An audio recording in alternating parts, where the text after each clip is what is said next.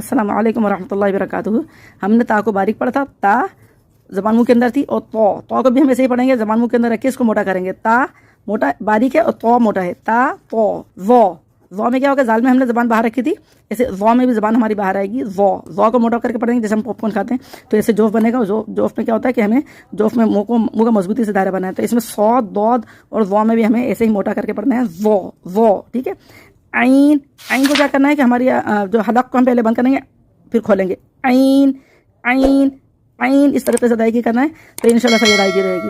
गईन में क्या होगा, खर की आवाज़ जैसे आ रही थी ख में, तो ऐसे गईन को भी यहीं से अदा करेंगे। गईन ऐसे मुंह का मजबूती से दायरा बना के पढ़ेंगे। गईन फा में हमसे होगा, और अदायगी बहुत अच्छे तरीके से करें। कमेंट करके मुझसे कोई पूछना चाहें कोई बात, तो आप मुझे मेरे इनबॉक्स में मालूम कर सकते हैं, ठीक है। और अगर आप चाहते हैं कि आपको सब्सक्राइब जारी बना, आप इसको शेयर करें और ये सब्सक्राइब करें, और इंस्टाग्राम और फेसबुक और यूट्यूब पे आपको वीडियो इंशाल्लाह मिलती रहेंगी, ताकि आप लोग आसानी से कुरान पढ़ सकें। अस्सलाम वालेकुम वरहमतुल्लाहि वबरकातुहू।